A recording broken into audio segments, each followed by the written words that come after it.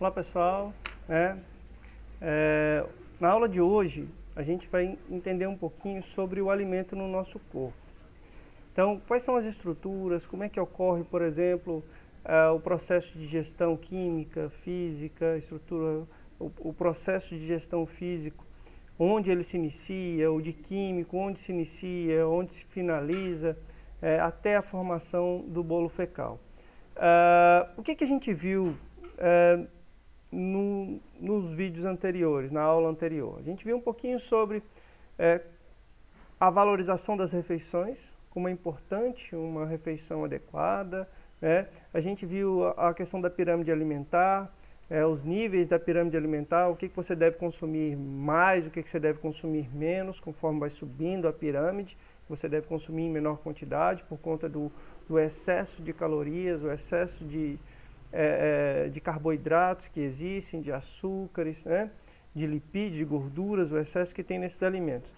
E nós vimos também um pouco sobre a desnutrição, a obesidade, os transtornos alimentares como anorexia, bulimia. A gente viu a diferença desses dois e, é claro, também a gente viu o cuidado que nós temos que ter com o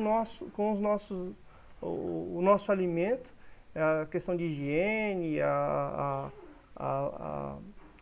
lavagem desses alimentos, dessas verduras, por conta das verminoses e as intoxicações que a gente tem que tomar cuidado, inclusive até agora com a associação a essa Covid-19. Bom, e hoje então nós vamos ver o alimento no corpo, o capítulo 2, continuidade no capítulo 2, o módulo 4, da página 52 em diante. Vai ficar um pouquinho extenso o vídeo, mas eu acredito que vai ser interessante para que a gente entenda o processo de digestão como um todo. Bom, indo ali então no texto de vocês, certo? Na página 52, 52, deixa eu só conferir aqui, 53 em diante, tem uma frase aqui interessante de abertura, para que os nutrientes possam ser aproveitados por toda a célula do corpo, eles precisam ser transformados. É nos órgãos do sistema digestório que essas transformações elas vão acontecendo. Certo? Então, o alimento precisa passar pelo esse processo de transformação. Nesse caso, o processo de transformação que a gente fala é o processo de digestão. E ele é dividido em duas especificamente, que é o processo de digestão física, é a quebra física do alimento, e o processo de início da digestão química, porque ele vai passar por várias estruturas que vai ocorrer um tipo de digestão química específica. Tá? Então, na boca, esse alimento ele vai receber o nome de quilo. Você ingere o alimento, começa a mastigá-lo ali e conduz ele pelo esôfago, essa estruturazinha que vocês estão vendo aqui, depois eu vou descrever melhor lá naquele corpo humano 3D. Nós temos ali então o alimento da boca, que foi mastigado, foi triturado, por um processo de digestão mecânica, ele foi triturado ali. Começa também uma liberação de digestão química, que vai ser a liberação da saliva. Essa saliva tem algumas enzimas digestivas, e esse alimento percorre aqui o esôfago até chegar ao estômago. Lá no estômago, ele passa a ser chamado agora, em vez de bolo alimentar, ele passa a ser chamado de quimo. Lá vai ocorrer um processo de digestão gástrica através de sucos gástricos, que vai transformar aquele bolo alimentar em quimo. Após esse processo de digestão ali no estômago, ele é conduzido para o intestino, a região do duodeno ali, a primeira parte do intestino delgado, onde ele vai receber outras enzimas digestivas e vai passar a ser chamado de quilo. Vocês já até ouviram falar talvez isso, eu vou ali dar uma descansada, fazer um quilo, que é descansar, ou seja, esperar que o alimento passe por esse processo, dê um tempo para passar nesse processo de digestão do estômago e chegue ao intestino, para não ficar tão pesado, essas coisas, e evitar até que você tenha uma regurgitação, tá? Nesse caso popularmente chamado de vômito. É importante que você faça esse descanso em si e deixe só o sistema digestório trabalhar naquele momento. Por isso que é bom o intervalo de almoço. É claro que nem todos têm, mas esse seria um processo bastante interessante. E aí, lá no intestino delgado, então, ele é chamado de quilo, certo? A partir daí ele vai passar para o intestino grosso, lá vai ser o processo de formação das fezes, que vai começar a absorver a água ali, a formação propriamente das fezes até a saída, né, num processo de liberação fecal. Bom, então esse aí, resume-se aí, por onde passa o alimento. Agora a gente vai entender um pouquinho mais detalhado aqui as estruturas que estão envolvidas nesse processo. Como eu disse a vocês, é na boca, né, que começa a ocorrer o processo de digestão física e química também, tá? Porque existem algumas estruturas responsáveis. Na digestão física, a gente tem ali a participação da língua, dos dentes, né, e a musculatura da boca para fazer esses movimentos de mastigação e trituração do alimento. Ao mesmo tempo, está sendo produzida uma saliva rica em enzimas, certo? Enzimas digestivas, a enzima específica aqui mais comumente encontrada, que é a amilase, é uma enzima responsável principalmente por fazer a digestão do amido, tá? O amido é uma substância que é contida em alguns tipos de alimentos com um carboidrato, né? Ricos em carboidratos, como aquele biscoitozinho de maisena, um biscoito de polvilho, né? Ou o biscoito de água e sal, também tem um pouco de amido. Esse amido começa a ser digerido ali, tá? A gente pensa, biscoito de água e sal é um biscoito de só água e sal? Não, tem outros componentes, porque se fosse água e sal, o oceano era um bolachão, né? E não é. Isso eu já comentei, piada infame essa minha. Mas, então, tem uma substância que vai ser digerida, obviamente, auxilia no processo de digestão a amilase ali, a digestão do amido. Então, as glândulas salivares são responsáveis por produzir essa saliva com essa enzima, né, para auxiliar no processo de digestão.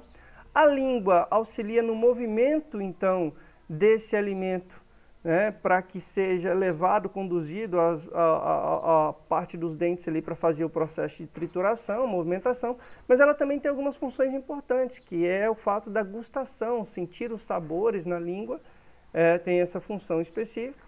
E também tem a função de reconhecer a textura do alimento, certo? E aí nós temos os dentes, nós temos aí 4 categorias de dentes ali, os incisivos, os caninos, os pré-molares e os molares, mas nós temos 3 funções ali, né? Os incisivos são responsáveis pelo processo de corte, né? Cortar os alimentos, rasgar o alimento ali, tá? O canino geralmente tem a função de perfurar o alimento, apesar de nós não termos uns caninos muito bem desenvolvidos, mas essa seria a função dele. Em animais carnívoros ele é muito mais desenvolvido, principalmente para poder perfurar ali e depois iniciar o processo de corte pelos incisivos.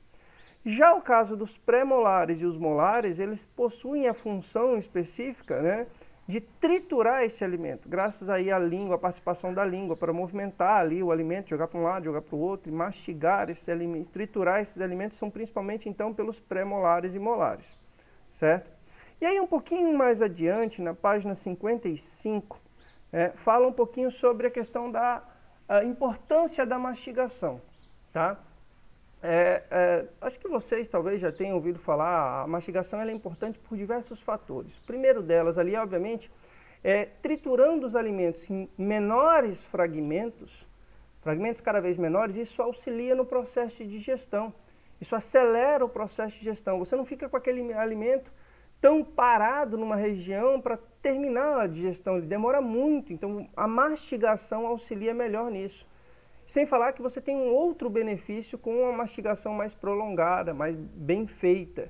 Porque é o seguinte, quando você mastiga pouco, você engole rápido, você ingere muito mais alimento, porque essa informação do seu estômago cheio, indo a informação que vai chegar ao cérebro, ele processa dizendo, tá cheio, não tá cheio, ele demora um tempo. Então, quando você mastiga mais o alimento, você acaba ingerindo menos. Porque aí chega a informação, dá tempo para o cérebro processar essa informação e literalmente com essa informação processada ali, ele vai dar a sensação de saciedade. Então vai liberar uma substância que vai dar a sensação de saciedade, né, de satisfeito daquele alimento, comendo menos, certo? Então você pode comer menos, mas mastigando mais ali o alimento, tá? Outra coisa é a saúde dos nossos dentes. Acho que um dentista, obviamente, que vocês devam frequentar, não sei se todos aí, mas o ideal é de 6 em 6 meses, ou pelo menos uma vez ao ano, ir ao dentista. Ele vai fazer várias recomendações para vocês com relação à higiene, à escovação dos dentes de forma adequada. Então, como é que funciona? A estrutura do dente tem um esmalte, a dentina, e tem essa região da polpa que é vascularizada, ele tem vasos sanguíneos ali, a gente chama de raiz do dente, né? Onde você tem aqui os nervos, né? Que dão a sensação de dor ali especificamente, tá? Você tem a sensação de dor, né? E quando você tem essa sensação de dor, geralmente quando tem uma cárie, ela destrói essa região do esmalte aqui, destrói a polpa e chega nessa região e começa a causar o que a gente chama de infecção, a proliferação bacteriana. Nessa proliferação bacteriana gera gases e esses gases começam a pressionar essa região da polpa e obviamente vem aquela sensação de dor. Qual que é o risco especificamente disso, né? A proliferação bacteriana ela pode se tornar generalizada a partir do fato em que ela está aqui na corrente sanguínea e pode se espalhar para o restante do corpo. Então isso pode causar a morte. Você acha que uma dor de dente, se não cuidada, pode causar? Pode causar a morte sim. Aí você tem que tomar esse cuidado aí na limpeza, higienização, utilização de fio dental, né? No próprio livro de vocês aqui mostra algumas orientações da utilização correta da escova de dente, né? Recomenda-se, até então, não sei se eu estou equivocado, mas recomenda-se que vocês tenham uma escovação de pelo menos 1 minuto. 1 minuto é como se fosse uma eternidade. Se você acha que é pouco, você pode botar um cronômetro, pede para alguém marcar um cronômetro aí meio escondido, involuntariamente, sem você perceber. Você não gasta nem 20 segundos para escovar os dentes. Você vai lá, escova aqui, escova ali e tal, aí escova a língua, escova o céu da boca, passou 20 segundos. Você não deu o tempo de escovação adequada, o tempo adequado de escovação. Então, o tempo de escovação recomenda-se pelo menos 1 minuto. Acredito eu, acho que até a Sociedade Brasileira de Odontologia recomenda isso. Eu não tenho nenhum dado oficial, mas em conversa extraoficial com um dentista, ele me passou essa informação, uma curiosidade minha que eu tinha. Então, realmente é uma eternidade passar todo esse tempo escovando os dentes. A utilização de fio dental é importante porque você retira aquele alimento que a escova não consegue alcançar. Então você tem que tomar esse cuidado também da utilização diária do fio dental para tirar aquele alimento que a escova não vai tirar, certo? Por isso que é importante, aí tira esse alimento, diminui a proliferação bacteriana, né? Então, é uma característica importante aí que vocês precisam levar em consideração na higienização dos dentes. Tá. Passando mais adiante um pouquinho, então, verificando uma outra estrutura aqui, a gente chama então de faringe, tá? Vou só organizar aqui. A faringe e o esôfago. Olha só que interessante aqui, ó. Nessa imagem que vocês estão percebendo aqui, ó, a faringe é uma cavidade que tanto passa o ar pelas narinas, como também pela boca, que você consegue respirar pela boca. E também passa o alimento nessa região aqui, que é chamada de faringe. Ela tanto é utilizada pelo sistema respiratório, quanto também é utilizada pelo sistema digestivo, digestório, tá? Só que aí tem um detalhe interessante, seguindo um pouco mais abaixo na faringe, ao final da faringe, você tem uma válvulazinha que vai separar o ar, né, para entrar aqui na traqueia, certo? Nessa região aqui a gente chama de laringe. Faringe é dividida tanto pelo sistema digestório quanto pelo sistema respiratório. E a laringe, que é aqui, ó, a região inicial da traqueia, onde tem as cordas vocais ali, e tem essa válvulazinha que é chamada de epiglote. Quando você engole a água ou um alimento, tá? Você deglude ali, literalmente essa válvula fecha, impedindo que o alimento caia ali, para não cair nenhum carocinho de arroz, essas coisas assim, e obviamente você se sentir engasgado ali. A água, por exemplo, o alimento ele tem que percorrer toda essa extensão do esôfago aqui atrás, certo? Bom, esse alimento, então, quando ele passa aqui, fecha a epiglote e passa aqui para o esôfago, ele é conduzido até o estômago pelo movimento que a gente chama de movimentos peristálticos. E aí onde é que eu vou tentar explicar para vocês, olhando para mim aqui, é o seguinte, como é que é a questão desse movimento peristáltico? Então, quando chega no esôfago, ele contrai a região e vai empurrando esse alimento até conduzir lá, até chegar no seu estômago. E também, se esse processo de condução, movimentos peristálticos, ocorre do estômago para empurrar para o intestino delgado para o intestino grosso e assim sucessivamente. São contrações que vão empurrando esse alimento, certo? São chamados de movimentos peristálticos, porque nós temos um músculo específico no intestino que é o chamado músculo liso. A gente já falou um pouquinho sobre musculatura em aulas anteriores. Então, é possível até você engolir de cabeça para baixo. Mas por que não recomenda comer de cabeça para baixo, obviamente? Porque nós ocupamos a faringe, a laringe, a faringe, que é a região do sistema respiratório e digestório, que às vezes você engole alguma coisa, se tiver de cabeça para baixo, esse alimento ou essa água pode sair aqui pelo seu nariz. Tem gente que até faz algumas coisas meio malucas, pega um macarrão lá, coloca aqui na boca, aqui, soa o nariz e sai aquele macarrão. Isso não é muito adequado, né? Porque ocupa esse mesmo espaço, né? Tanto para o sistema respiratório quanto para o sistema digestório, tá? Então, mas depois que ele chegou aqui no esôfago, a tendência do alimento é ir ser conduzido para o estômago, mesmo que você esteja de cabeça para baixo, tá? Bom, voltando aqui então no livro, nós temos aí o esôfago que vai conduzir esse alimento até o estômago. Chegando lá no estômago, ele vai receber um chamado suco gástrico. E aí nós vamos aqui para esse programinha que eu mostrei para vocês, né, o corpo humano anatômico 3D aqui, que eu queria mostrar isso aqui para vocês. Ó. Deixa eu só tirar esse queixo daqui que está me atrapalhando. Vocês vão perceber aqui, ó, as glândulas salivares, certo? Glândula salivar. Deixa eu tentar ampliar melhor isso aqui. Glândula salivar, ó. Estão vendo aqui. E aí, essa região, que está coberta lá no livro, fala um pouquinho melhor. Aqui é a região da traqueia, ó, a traqueia, a laringe, essa região aqui da laringe, e perceba o esôfago aqui atrás, ó. Então, o alimento não pode cair aqui, ele tem que cair aqui no esôfago. Do esôfago, obviamente, ele vai sendo conduzido, tá? Até chegar aqui, ó. Opa, deixa eu diminuir aqui. Até chegar aqui, ó, nessa região do estômago. Deixa eu só tirar um pouquinho da parede aqui do estômago. Ó. Percebam o estômago aqui, ó. Ele é formado, uma estrutura, parece cheio de dobrinhas. Para quê? Para ter essa chamada elasticidade, tá? Ele vai dando essa elasticidade para armazenar o alimento. Ali nessa parede do estômago, isso é muito importante, ele é formado por diversas camadas, mas ele tem um revestimento de uma substânciazinha que protege contra o excesso de acidez. Aqui na parede do estômago, então, é produzido um ácido clorídrico, que é o chamado suco gástrico, né, que vai fazer o processo de digestão de inúmeras substâncias, principalmente como proteínas. Carboidratos até que nem tanto, mas proteínas ele vai começar a digerir bastante ali, certo? Ele vai transformar aquele bolo alimentar em quimo, tá? Quilo é lá no intestino delgado. Ele vai transformar isso então em quimo, certo? A partir do momento em que ele consegue liquefazer, ou seja, deixar ele em líquido, ele vai conduzir por movimentos também peristálticos, tá? E aí eu volto àquele chamado movimentos peristálticos, de empurrar o alimento ali, certo? Onde ele vai empurrar o alimento, aqui tem uma válvula, certo?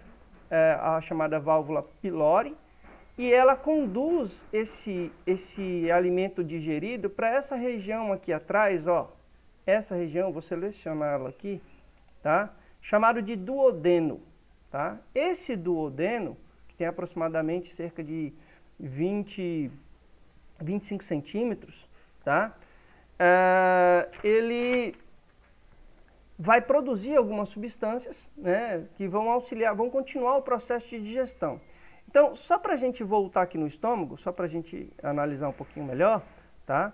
No estômago aqui, ele vai ocorrer o processo de digestão química com um suco gástrico, o ácido clorídrico, né? Esse processo demora em torno, aí, em média, de 2 horas, 2 horas e meia, pode demorar só aqui no estômago, certo? Então, 2 horas é o período que ele vai passar, então, lá para essa região aqui. Toda essa região aqui, ó, esse mais comprido aqui, é chamado de intestino, tá?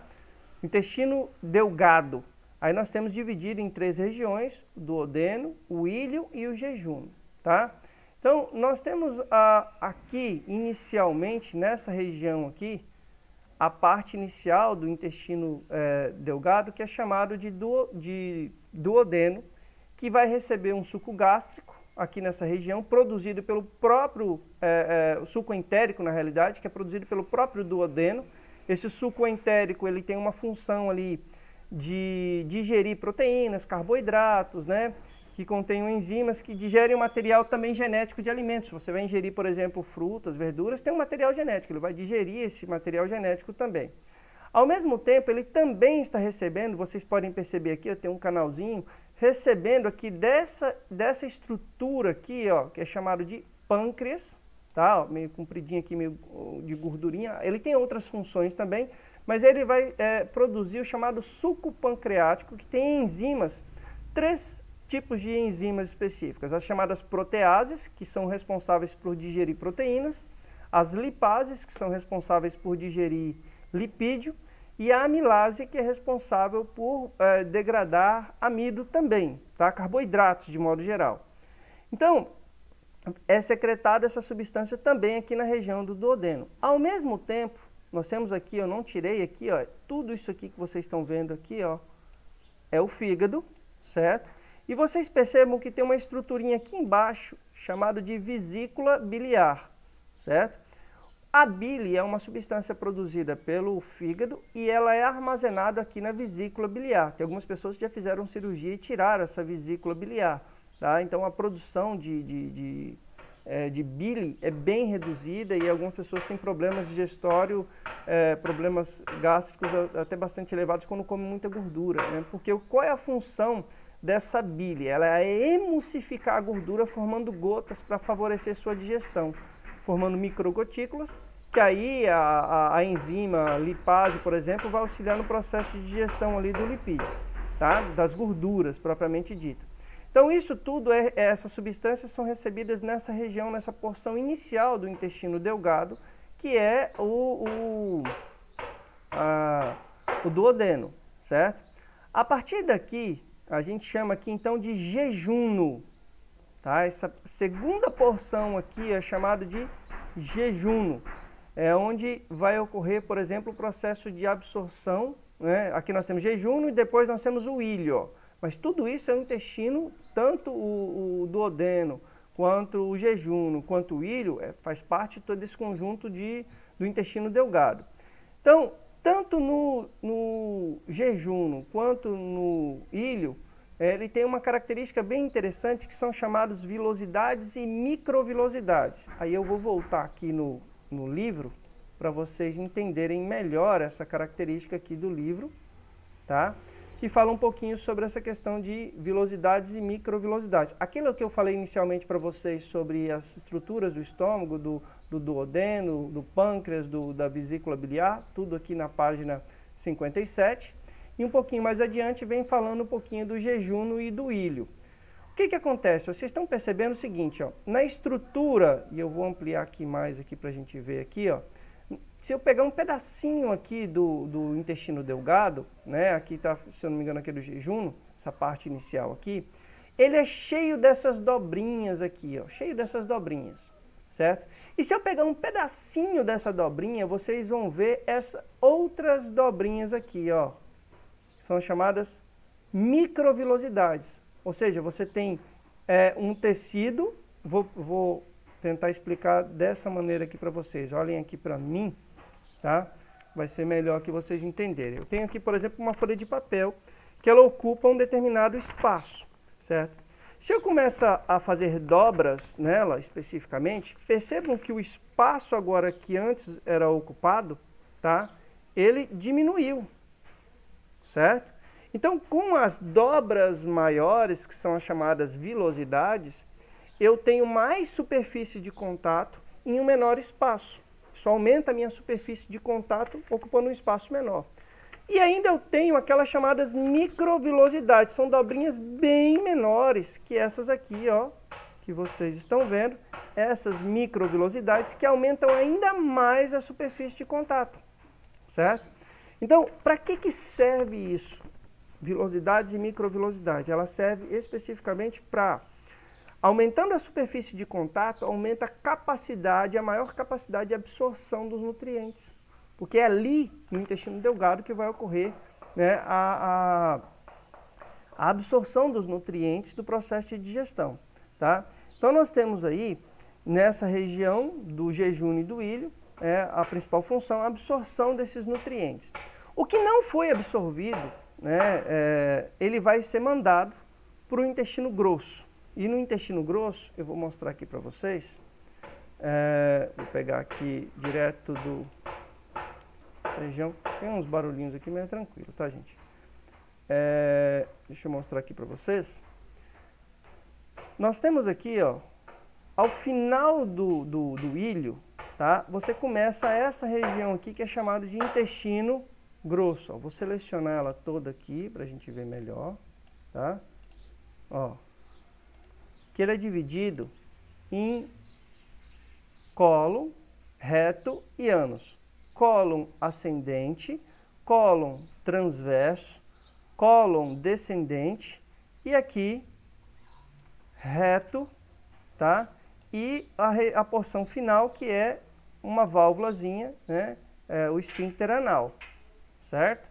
E aqui vocês percebam outro detalhe interessante que tem essa pontinha aqui, ó. Essa pontinha chamado aqui de apêndice, tá? Esse apêndice aqui é interessante, deixa eu abrir um pouco mais a tela aqui para vocês verem. Esse apêndice, eu acho que vocês já ouviram falar em apendicite. É uma inflamação nessa região pelo acúmulo de restos de alimento que ocorre aqui, tá? E acabam proliferando bactérias e causam uma infecção nessa região aqui e que, obviamente, tem que ser feita uma cirurgia de apendicite. Se não for feito a tempo, isso aqui pode estourar e pode vazar bactérias para a cavidade abdominal e causando até a morte da pessoa. Isso aqui cresce demais, incha, né? E aí faz essa cirurgia. Esse pedacinho aqui que antes ninguém sabia para que servia, mas hoje já se fala e no livro de vocês aqui demonstra, tá? Eu vou mostrar aqui no livro de vocês, tem um pouquinho mais abaixo aqui, deixa eu só abrir a tela. Para que serve? Ele fala um pouquinho sobre a questão de defesa, ele auxilia na defesa. Deixa eu pegar aqui, acho que estava aqui em cima aqui. Ilho, jejum, não, está aqui embaixo. Deixa eu só ampliar um pouquinho mais. Uma vez na circulação, a velocidade, microvelocidades, o quilo... Não, está aqui embaixo, desculpa. É esse pedacinho aqui, ó, tá? Esse pedacinho aqui, ele fala que, no texto de vocês aqui, fala que ele tem uma função, obviamente, de também auxiliar no processo de defesa, armazenamento de células de defesa ali também, tá? Então, essa foi uma maior função que eles detectaram. Então, aqui só no livro de vocês, mostrando o final do ilho, né? Do intestino delgado, se juntando ao intestino grosso. Então, aqui é o cólon, tá? O reto e a reposição final, que é o ânus ali. Então, qual é a função do intestino grosso? A função do intestino grosso é o quê? Absorver principalmente água, sais minerais. E aí sim vem a formação das fezes aqui, tá? Que é o bolo fecal que é eliminado. E ele tem alguns nutrientes, como água, sais minerais, que não foram completamente digeridos ou absorvidos. Tem células mortas, que são eliminadas da parede do intestino. E as fezes são compostas principalmente ali de celulose e fibras alimentares, certo? Eu citei para vocês a questão das fibras, porque que é importante? Porque ela aumenta a capacidade de absorção de água naquele bolo fecal para diminuir o ressecamento e, obviamente, a constipação intestinal. No intestino existe o que a gente chama de microbiota intestinal. E essa microbiota intestinal ela é muito, mas muito importante porque ela auxilia tanto na diminuição de bactérias nocivas que podem causar doenças, certo? O equilíbrio dessas bactérias, por exemplo, os lactobacilos são um conjunto de bactérias que auxiliam na digestão de alguns outros nutrientes, a produção de algumas vitaminas, como vitamina K, B12, por exemplo, tem algumas bactérias que são responsáveis por isso, e elas tem as que são nocivas, mas tem aquelas que não são nocivas, são benéficas a nós, são nossas parceiras. E é por isso que a gente às vezes tem que, quando você consome um iogurte que tem lactobacilos, melhora a flora intestinal. A flora intestinal é essa microbiota intestinal que nos auxilia tanto na produção de vitaminas, né, de alguns tipos de vitaminas, a K e a B12, por exemplo, como também no controle das colônias de outras bactérias. Quando isso está desordenado, nós podemos ter um probleminha que a gente chama de diarreia. E a diarreia é o quê? É a liberação, o organismo entende que ou você ingeriu alguma coisa cheia de bactérias, ou literalmente está tendo ali uma proliferação de bactérias nocivas, o aumento dela, e o organismo vai querer o quê? Vai querer expulsar isso o mais rápido possível. Só que nessa expulsão acaba perdendo muito líquido, tá? E aí é onde a gente tem que tomar um certo cuidado em si, tá? A gente tem que tomar esse certo cuidado, porque essa perda de líquido excessiva causa-nos desidratação. Por isso que tem uma receitazinha lá no livro de vocês, falando um pouquinho sobre o soro caseiro, né? Tem uns medidores que você recebe nos postos de saúde, que às vezes eles... Eu não sei se estão tendo aqui em Ouro Preto, mas geralmente tem, ou você compra em farmácia. Uma colherzinha um pouco menor e uma um pouquinho maior.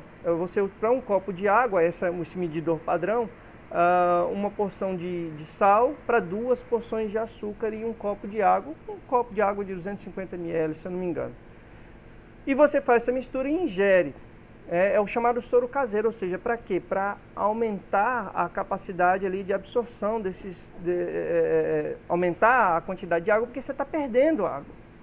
Então é onde você tem que tomar um certo cuidado, porque se você tiver 10% de desidratação, de perda de água do seu corpo, você já está desidratado. Se você tiver 20%, você pode ter uma morte súbita. Então, onde é que você tem que tomar muito cuidado com relação a isso. E para fechar aí, além dessa questão da evacuação e tudo, né, que é a diarreia que pode causar desidratação, nós temos aí a chamada prisão de ventre. E aí onde é que eu falei com vocês sobre a questão da fibra alimentar.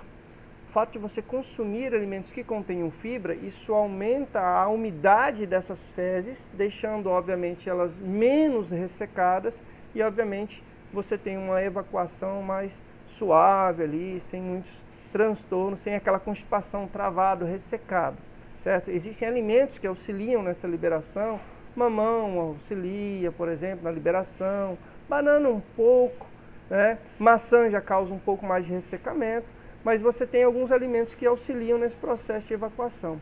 Mas principalmente uma alimentação rica em fibras, tá? Isso auxilia no processo de formação de fezes ali, que não vão ocorrer a constipação intestinal. Tá ok? Então, um abração a todos aí, uma boa aula. Essa semana eu vou passar só o vídeo, semana que vem a atividade. Eu vou deixar uma atividadezinha bem pequenininha para passar uma atividade na outra semana. Tá ok? Até mais para vocês aí.